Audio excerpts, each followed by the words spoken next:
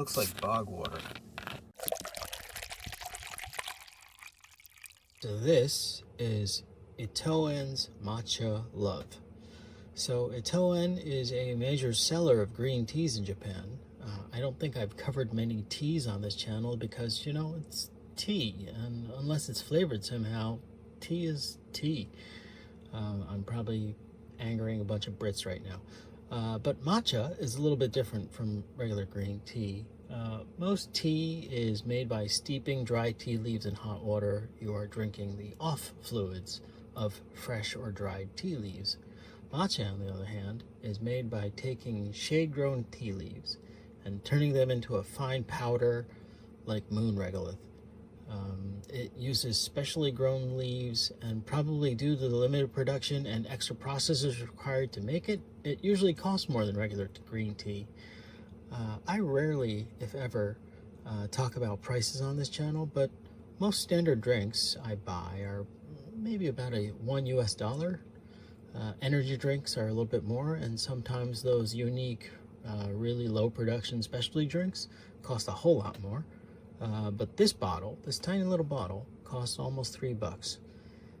And to maintain its freshness, look at that, that's just water. It has like a special cap that dumps the matcha powder into the vessel. Maybe that's part of the cost for this weird cap on a cap design. Who knows?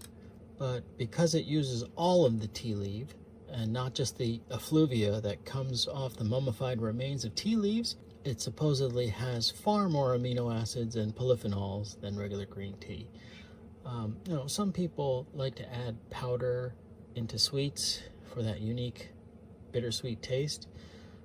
Personally, I can't stand sweet or, you know, latte matchas.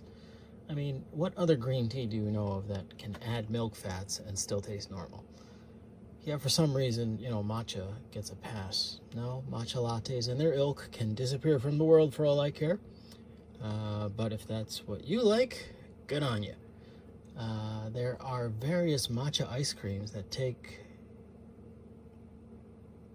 taste somewhere between bitter and super sweet. It's usually like a vanilla soft serve ice cream that they dust with matcha, or they incorporate it into the ice cream itself. And I can't exactly find a link to a good video of it, but if you do a search, there is a matcha powder ice cream that dust it with so much matcha powder that most people cough when they try to eat it. Just as dangerous as eating a powdered donut after a marathon.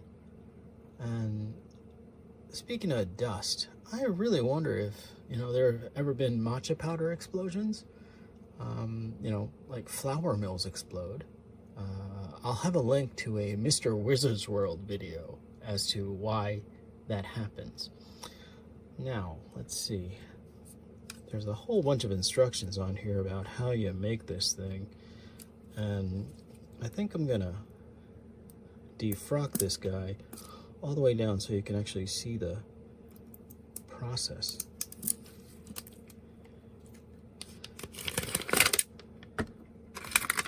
Okay, and I'm not reading the instructions, so I might get this one wrong. Hold on.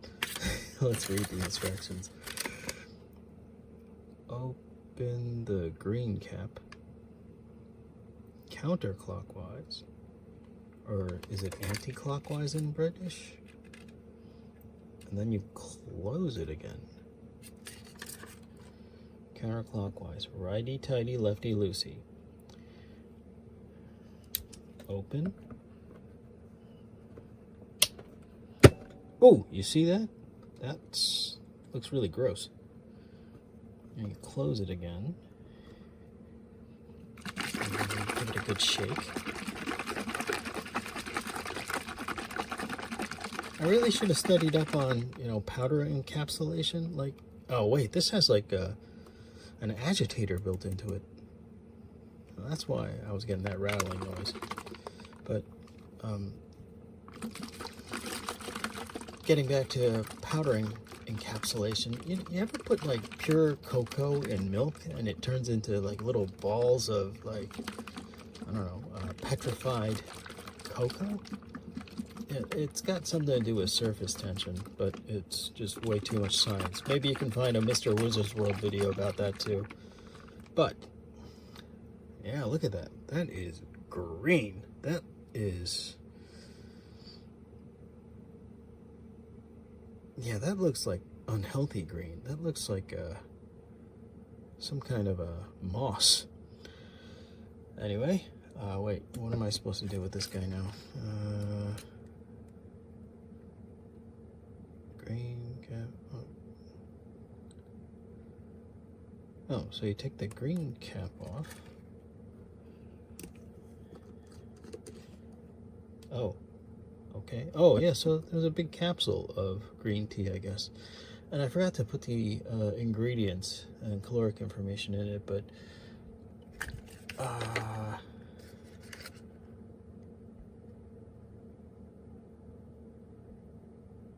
there's only 1 gram of green tea in here, or matcha powder. Anyway, let's, yeah, that looks weird. Exceptionally dark. On the nose? Wow, that smells really potent. Okay.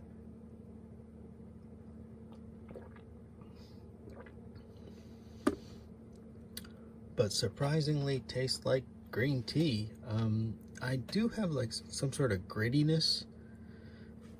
Like, yeah, like a fine powder, like seriously, almost like a cocoa, like caking in my mouth. And the more I drink this is probably not going to be as refreshing. So I get the water first, and then I get like this silt. Very fine silt. But you know, it's matcha. It's supposed to be good for you, I guess. Alright, I can feel the amino acids flowing into me. And the polyphenols giving me all sorts of strange powers. Let's see. No hadoukens. Okay. Maybe later. Who knows? Till next time, the drink's on me.